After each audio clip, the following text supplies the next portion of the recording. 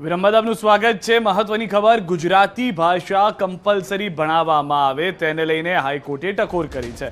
ગુજરાત હાઈકોર્ટે ગુજરાતી ભાષાને લઈને મોટી ટકોર કરી છે। પ્રાથમિક શાળામાં ગુજરાતી ભાષા ભણાવવા અને ફરજિયાત કરવા મામલે ગુજરાત હાઈકોર્ટમાં સુનાવણી થઈ। ગુજરાતી ભાષાને લઈ હાઈકોર્ટે કડક શબ્દોમાં જણાવ્યું કે ગુજરાતી ભાષા ભણાવવા સરકાર લાચારી ના બતાવે। ગુજરાતી ભાષા ભણાવવા માટેનો પરિપત્ર સરકારનો જ છે, તો લાચારી શા માટે સરકાર બતાવી રહ્યું છે? ગુજરાત બોર્ડ સિવાયના તમામ બોર્ડને આ નિયમ લાગુ પડે છે। ફરજિયાત ગુજરાતી ભણાવવાના નિર્દેશનો અમલ સરકારે કરવો પડશે। જે કોઈ બોર્ડ કે પછી શાળાઓ પોતાના અભ્યાસક્રમમાં ગુજરાતી ભાષાનો સમાવેશ કરતી ન હોય તેમની વિરુદ્ધ રાજ્ય સરકારે કાર્યવાહી કરવી જોઈએ તેવું અવલોકન હાઈકોર્ટે કર્યું છે। હાઈકોર્ટની ટકોર છે કે માતૃભાષા ભણાવવી દરેક વ્યક્તિનો અધિકાર છે અને ભણવી પણ જરૂરી છે। જો સરકાર આ બધા નિયમની અમલવારી કરવામાં લાચાર બનશે તો કોર્ટ પોતાનો નિર્ણય આપશે।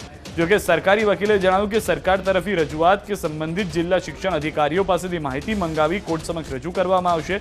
આ મામલે વધુ સુનાવણી આગામી 22 ડિસેમ્બરના રોજ હાથ ધરવામાં આવશે।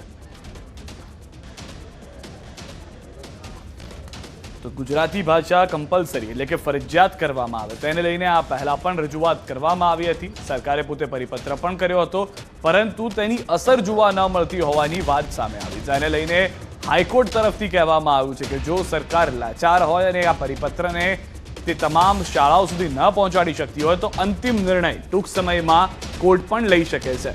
જેને લઈને સરકાર પક્ષીય વકીલે કહ્યું છે કે થોડો સમય આપવામાં આવે।